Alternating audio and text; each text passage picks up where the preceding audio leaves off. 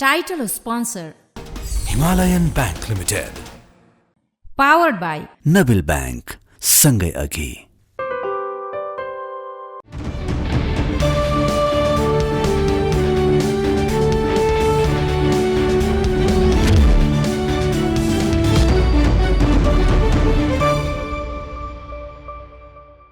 तथ्यमा टेकेर सत्यको खोजी। नमस्कार, स्वागत छ खबर अन्वेषणमा। म धीरज बस्नेत। दर्शकवृन्द, हाम्रो देशमा घोटाला र भ्रष्टाचार हुन बाँकी सायदै कुनै चिज होला। हरेक निर्णयमा कमिसन, हरेक खरिदमा भ्रष्टाचार गनाउँछ। यहाँ हैसियत अनुसार जसले जेमा सक्छन् त्यसैमा घोटाला गरिदिन्छन्।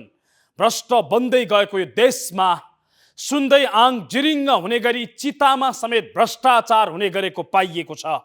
दाउरा बेच्ने डिपोदेखि किन्ने घाट सेवाका कर्मचारीसम्म मिलेर एउटा चिताबाट 50 किलोसम्म दाउरा खाने गरेको रहस्य फेला परेको छ। पशुपति आर्यघाटमा शोकमा रहेका मृतकका परिवारलाई दिनहुँ लुट्ने गरेको भेटिएको छ, त्यो पनि वर्षौंदेखि निरन्तर। आजको श्रृङ्खलामा हामी कसरी हुन्छ चितामा समेत भ्रष्टाचार, कसरी गर्छन् दाउरा डिपोका कर्मचारी र घाट सेवाका कर्मचारी मिलेर घोटाला, त्यसको पर्दाफास गर्दैछौँ। हामीले रिपोर्टिङ गर्दा भेटिएको रहस्य र देखिएको तथ्य हेर्नुहोस् यो रिपोर्टमा।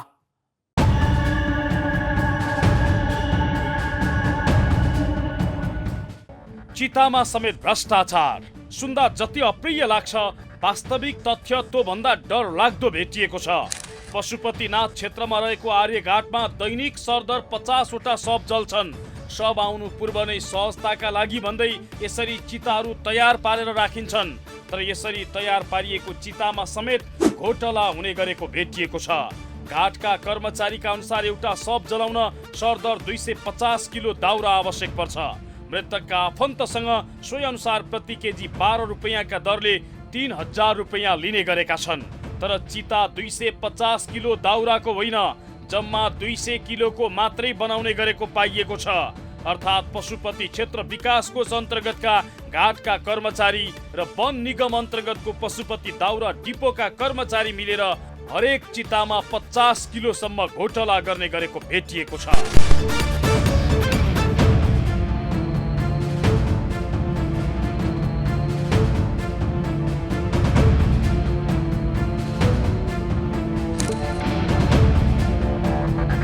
चितामा समेत कसरी गर्छन् घोटाला, यो तथ्य पत्ता लगाउन हामी रिपोर्टिङका लागि आर्यघाट पुग्यौं। मृतकसँग 250 किलो दाउराको पैसा असुल्ने घाट सेवाले 250 किलोको नै चिता बनाउँछ कि त्यो भन्दा कमको, यो तथ्य पत्ता लगाउने एउटै उपाय थियो शङ्कास्पद ढङ्गबाट शव आउनु पूर्व नै तयार पारिएको चिताको दाउरा जोख्नु। सोही अनुसार हामीले घाट सेवा र दाउरा डिपोका कर्मचारीलाई चिताको दाउरा जोख्न भन्यौं।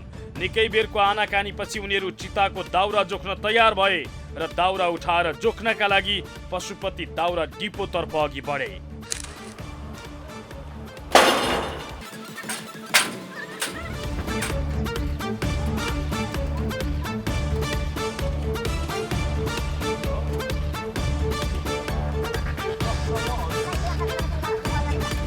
सुरुमा जोखेर ल्याउने गरेको दाबी गरिरहेका घाटका कर्मचारीहरू जब पुनः जोख्नका लागि दाउरा लगियो तब भन्न थाले अनुमानका भरमा गनेर लग्ने गरिएको छ।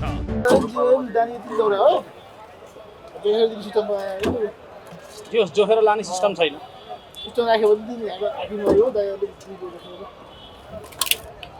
कहिलेदेखि जोखेर लान छोड्नु भएको?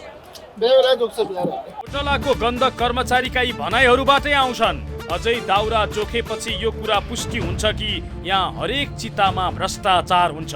चिताबाट 250 किलो भनेर उठाइएको दाउरा जोख्दा जम्मा 222 किलो मात्रै भेटियो। अर्थात् यहाँ एउटा चितामा 28 किलो दाउरा घोटाला भएको छ। चितामा समेत भ्रष्टाचार हुन्छ यहाँ, त्यसको ज्वलन्त उदाहरण देखाउँदैछौँ हामी। यो दाउरा चिता बनाएर राखिएको दाउरा हो। यो त्यो दाउरा ल्याएर हामीले यहाँ जोख्दा 250 किलो भनेर लगिएको दाउरा जम्मा 222 किलो मात्रै भेटिएको छ। यहाँ झन्डै 30 किलो हाराहारी भ्रष्टाचार भएको छ। किन कम भयो? आज बिहान लगेको दाउरा अहिले दिउँसो ल्याएर जोख्दाखेरि एकाएक 30 किलो घट्छ। यहाँ दिनहुँ यसै गरी हरेक चिताबाट घोटाला हुन्छ र मिलिजुली यहाँ खाने काम चलिरहन्छ। यो एउटा उदाहरण मात्रै हो। यहाँ हरेक चितामा कम्तीमा 25 देखि 100 किलोसम्म दाउरा यसै गरी हराउँछ। घाट सेवा केन्द्र र पशुपति दाउरा डिपोका कर्मचारीबाट हरेक चितामा यसै गरी घोटाला हुन्छ। यो तपाईहरुले दाउरा लाँदाखेरि यहाँबाट यो चाहिँ डिपोबाट दाउरा लिएर जाँदा सब जलाउनका लागि दाउरा लिएर जाँदा तपाईहरुले यहाँबाट जोखेर लानुहुन्छ कि गनेर लानुहुन्छ, कसरी लानुहुन्छ? अब बेला मौकामा जोखिन्छ अनि त्यही अनुसारको गनेर लगिन्छ। तपाईहरुले त एउटा चाहिँ जो त्यहाँ सब जलाउनका लागि भनेर लगेको दाउरा त्यो सब जलाउने जो परिवार हुन्छ उसले त तपाईहरुलाई किलोको हिसाबले यहाँ पैसा दिएको हुन्छ त्यो घाट सेवा समितिमा, हैन? त्यहाँ काट्दाखेरि भनेपछि यहाँबाट पनि तपाईहरुले जोखेर लानुपर्ने होला नि त। जोखेर दिनु त उहाँहरूले हो नि त, कहाँ जोखेर लाने हो त हामीले? उहाँले जोखेर राखिदिनु पऱ्यो, त्यो हालेर लाने हो हामीले। भने उहाँले जोखेर दिनुहुन्न? उहाँले त्यो गर्नुहुन्छ अनि त्यो लगबाग भन्नुहुन्छ त्यतिखेर लाने हो कि। चिताको समेत पैसा खान दाउरा डिपोका हाकिमले जोख्दै नजोखी दाउरा पठाउने गरेका रहेछन्। कमिसनका लागि घाटका कर्मचारीले जोख्दै नजोखी दाउरा लैजाने गरेका रहेछन्। जुन कुरा उनीहरूले स्वीकार मात्रै गरेनन्, एकले अर्कालाई दोष लगाएर उम्किने समेत प्रयत्न गरे। यो त घटी देखियो नि त। अब सुकेको हुन्छ कुनै सुकेको हुन्छ मतलब अनिखेर त्यो त घटी कसरी जर्ती कट्यो होला त्यसबाट। कहाँ जर्ती? अनि जर्ती त यो काटेर राख्नु भयो नि तपाईहरुले? कहाँ काटेर यो यो यो यो यो जर्ती काटेर राखे नि त यो होइन यो सबै चिरेर पनि हामीले चिरेर दिने हो नि त, चिरेर बनाएर दिने दाउरा हो नि हामीले। हैन यो चिरेको दाउरा तपाईहरुले चिरेको दाउरा गयो हैन? यो ए भनेको तिमीहरूले तपाईहरुले यहाँ लगेकोमा मतलब यो अघि लगेको दाउरामा अन्त पनि गएको छ कि दाउरा अर्को चितामा पनि गयो कि छैन छैन अनि यतापट्टि अरू 5वटा 6वटा बाँकी रहेको छ नि त दाउरा। पिस्तो गएखेरि चाहिँ त्यो दौरा चाहिँ गनेर चाहिँ 25-30 वटा 60 वटा हुन्छ, त्यो दौरा 8-9 वटा राखेको हुन्छ हामीले। यो तपाईहरुले दिदा जोखेर किन दिनुहुन्न? जोखेर दिएको छ हामीले, उहाँले जोखेर लानु भनेको जोखेर लानुहुन्छ जोखेर उहाँहरुले अन्दाज भइहाल्छ। उहाँले लाने उहाँहरूको विचार हो मतलब यसरी उहाँ हामीले मतलब काँटा राखेर जोखेर लिएर जानुहुन्छ उहाँहरूले। हैन है उहाँहरुले भने अनुसार त जोखेर कहिलेकाहीँ मात्र लान पाइन्छ रे। त्यो उहाँहरूको कुरो भयो के त्यो उहाँहरूको कुरो हो जोखेर लाने। अहिले जोखेर लानुहुन्छ नि उहाँले मतलब त्यो त उहाँहरूको उहाँलाई सजिलोको लागि लानु हो उहाँले। जोख्नु त अनिवार्य हो नि त। जस्तो मैले 1 किलो चिनी किन्दा 2-4 गेडो कम पर्नु फरक कुरा हो, 2-4 ग्राम फरक पर्नु अर्को कुरा हो। एकदम त हजुरले भनेको सही हो। उहाँलाई सजिलो उहाँले लानु पर्यो, जोखेर लानु पर्यो, जोखेर लैजानुस् न तपाईहरु सजिलो। ए हामी जोखेर लानु पर्ने? जोखेर लैजानु। मान्छे आफै हो नि आफै सिन लाने। तपाईहरु जोखेर दिनु पर्दैन। हामी र त तपाईहरु बसेर हामी जोगिदिन्छौँ र त जोखेर हामी जोखेर लगिदिन्छौँ। हामी हाम्रो काँटा ऊ हुन्छ तपाईहरु जोखेर लानुस् न। हामीले तपाईलाई हालेर लाने कि यहाँ त्यहाँ जोख्नु त्यो तपाईहरु काम भयो के त्यो तपाईहरु काम हो। तपाईले सजिलोको लागि त्यसरी लिएर जानुभयो, अहिले हामीलाई मतलब उहाँले अब्जेक्सन गर्नुभयो। देखादेखि यहाँ एउटा चितामा 30 किलो कम देखियो क्या। देखादेखि एउटा चितामा 30 किलो कम भनेको सरदर तपाईको भनाइअनुसार दैनिक 6000 किलो दाउरा जाँदाखेरि 9000 रुपियाँ यहाँ चाहिँ घोटाला भयो। मृतकको नाममा बकाइदाका साथ 250 किलो दाउरा भनेर यसरी बिल काटिएको छ। हरेक बिल यसै गरी काटिए पनि कुनै चितामा पुरा दाउरा हुँदैन। चितामा समेत कमिसन खान पल्किएकाहरूले यो धन्दा 2048 सालदेखि नै चलाउँदै आएका रहेछन्। जुन कुरा पशुपति दाउरा डिपोका हाकिम आफै स्वीकार गर्छन्। हिजो जे चलिआएको थियो मैले त्यही मात्र गरिदिएको हुँ भन्ने उनको जिकिर छ। यो जोखेर दिनुपर्ने प्रथा किन तपाईले अन्त्य गरेका छैन? हामीले जोखेरै दिइरहेको छ, उहाँहरूले सजिलोको लागि आफूले लिएर जानुभयो। हामीले जोखेर नलानु कहिले भनेको छैन हामीले। उहाँहरूले सजिलोको लागि लिएर जानुभएको छ मतलब उहाँले मतलब यति पिस हुन्छ यसमा अनि यो अनुसार एउटा चितामा झन्डै अब यो त अझ ठुलो चिता उठाएको, झन् ठुलो चिता उठाएर जोखिएको होला सर। मतलब त्यो उहाँले त्यो एउटा बढी लगाए कुनै घटीमा होला कुनै बढी होला यही प्रथाले चलिरहेको थियो, हामीले त्यही अनुसारले चलाएको हो। भनेको यो सामान्य कुरा हो। सामान्य कुरा हो, सामान्य कुरा हो हजुरको। मतलब हिजोदेखि एउटा आज म आएको 6 वर्ष भयो, यो भन्दा अगाडि जुन परिपाटीले चलेको थियो मैले त्यसरी नै दिए। 2 दिन अघि यी हाकिम सरुवा भएर कैलालीको धनगढी पुगेका छन्। उनको ठाउँमा यी हाकिम आएकी छिन्, तर चितामा हुने गरेको घोटाला उस्तै छ। अहिले पनि यहाँ शोकमा रहेका मृतकका परिवारलाई लुट्ने क्रम चलिरहेको छ।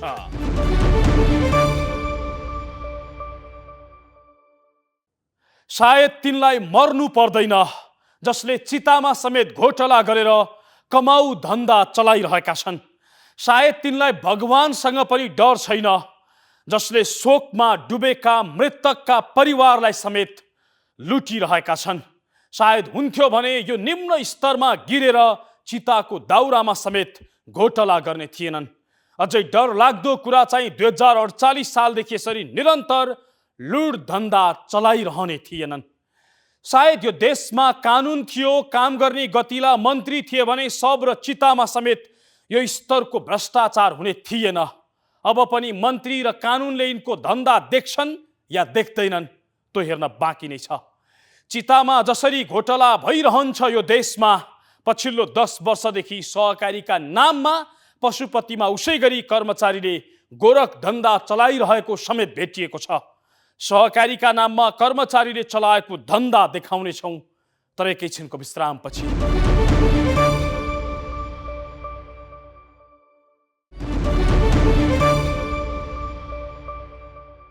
कार्यक्रम खबर अन्वेषण हेर्दै हुनुहुन्छ। आजको श्रृङ्खलामा हामी चितामा समेत हुने गरेको भ्रष्टाचार र सहकारीका नाममा पशुपतिमा कर्मचारीले चलाइराखेको गोरख धन्दा देखाइरहेका छौँ।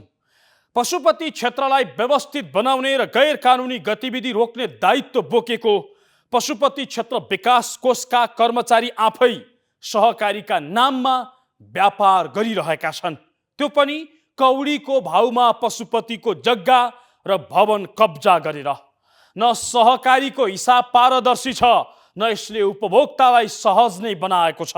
केवल सहकारीका नाममा पशुपति क्षेत्र विकास कोषका पदाधिकारी र कर्मचारीका लागि कमाई खाने भाँडो मात्रै बनिरहेको छ। बाँकी हेर्नुहोस् यो रिपोर्टमा।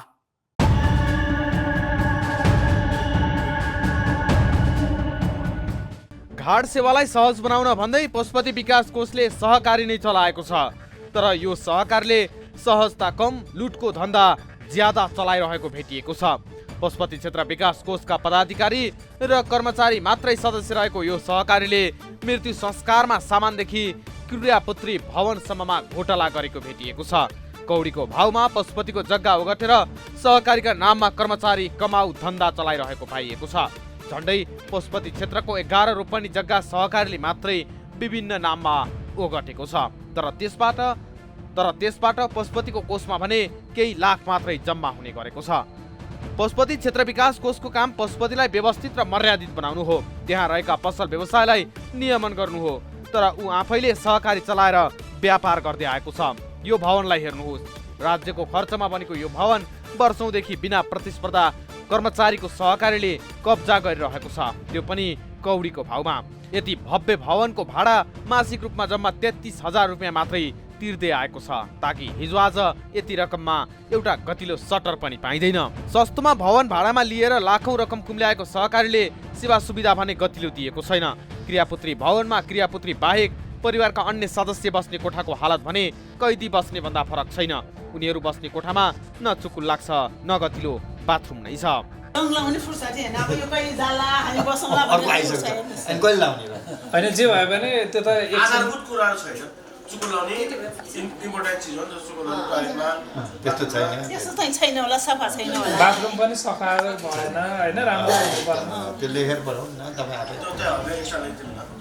क्रियापुत्रीका आफन्तलाई ठगिरहेको सहकारीले आफ्ना कर्मचारीलाई समेत अन्याय गरेको छ। सहकारीमा अहिले 17 जना कर्मचारी कार्यरत छन्। उनीहरूले अहिले मासिक 10,000 तलब र दैनिक 50 रुपियाँ खाजा खर्चका हिसाबले मासिक 11,500 बुझ्दै आएका छन्, जबकि नेपाल सरकारले 2078 सालको साउन 1 गतेबाट नै न्यूनतम पारिश्रमिक 15,000 बनाएको थियो। 10,000 छ जम्मा, खाजाको 50 गरेर महिनाको 1500 हुन्छ। अन्त अब अहिले त नर्मली सेलरी नै सरकारले तोकेकै 15,000 देखि माथि छ नि त, तर यो अब हाम्रो विकासको सहकारीको पसल भएर पनि अब किन कम भयो यो चाहिँ। कर्मचारीलाई न्यूनतम पारिश्रमिक पनि नदिएको सहकारीले भने कर्मचारीको तलब भनेर वार्षिक 45 लाख खर्च भएको देखाएको छ, जबकि 17 जना कर्मचारीले पाएको 11,500 को हिसाब गर्ने हो भने वार्षिक 23,46,000 मात्र खर्च हुन्छ। यसरी सहकारीले आफ्नै कर्मचारीको पनि पसिना चुसिरहेको छ। यति मात्रै होइन, सहकारीको हिसाब समेत पारदर्शी छैन। किन यस्तो भयो भनेर सहकारी सदस्यले प्रश्न गर्ने हिम्मत पनि गर्दैनन्। प्रश्न गरेकै आधारमा अप्ठ्यारोमा पार्ने र जागिरै जानेसम्मको जोखिम हुने भएपछि केवल यहाँका तल्लो तहका कर्मचारी अर्थात् सहकारी सदस्यहरूले ताली मात्रै पिट्ने गरेका छन्। संस्था ऐन कानुनबाट दर्ता भएको संस्थाको त्यसैको आफ्नो ऐन कानुन प्रक्रिया हुन्छ नि त। प्रश्न किन उठाउँदैन? साधारण सभामा प्रश्न गर्ने पर्याप्त समय दिन्छ। कोही पनि आफूले पाउने त्यो वर्षको थोरै नाफा गरेको कति पाउँछु र मैले यहाँ के व्यवस्था गरेर खाएर हिँड्छु भन्ने मानसिकता राख्छ भने व्यक्तिलाई समातेर ल्याएर बोल भन्न त मिल्दैन नि त हजुर।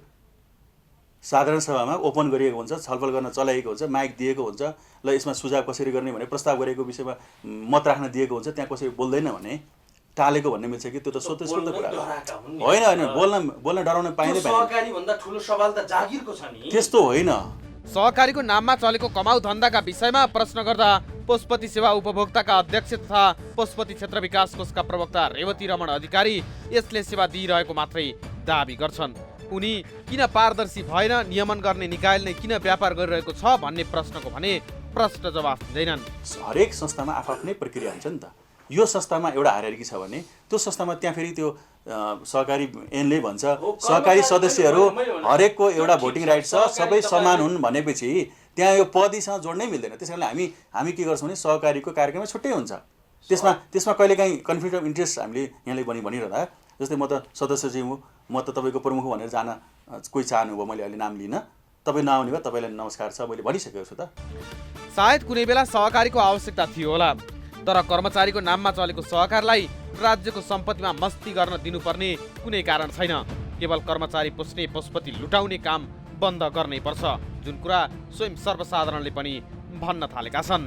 यो गलत हो नि त। यो चाहिँ सबै निःशुल्क हुनु पर्यो। मान्छेहरू आउँछन्, पिसा गर्छन्, दिशा गर्छन्। अब यो उठाएर यिनीहरूलाई फाइदा हो कि यहाँ केही कोष गरेर जम्मा गरेर केही चिजहरू बनाएछन् कि सोध्न सरसफाइ छ राम्रो खालको भित्रका फोरी गर्न आएको छ गरेर त्यो पैसा कसको लागि? त्यो पैसा कहाँ बचाएको थियो पैसा भन्ने कुरा नराम्रै हो।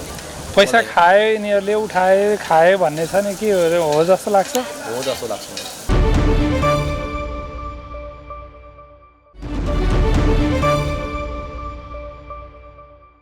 कार्यक्रम खबर अन्वेषणमा पुनः स्वागत छ।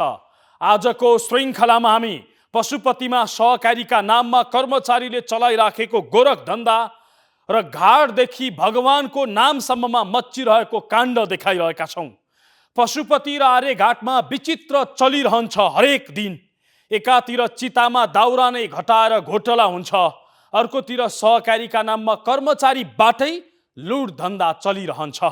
अझै अर्कोतिर अनेकन काण्ड मच्चिरहन्छ भगवानका नाममा। कहिले चन्दा बाकस नै हराउँछ, कहिले सुन नै बिलाउँछ, कहिले जग्गा नै गायब हुन्छ, कहिले सटर भाडामै घोटाला हुन्छ। यहाँ अर्थात् काण्डै काण्ड मात्रै मच्चिरहन्छ पशुपतिनाथमा। बाँकी हेर्नुहोस् भगवानको नाममा पशुपतिनाथमा कसरी मच्चिरहन्छन् काण्ड यो रिपोर्टमा।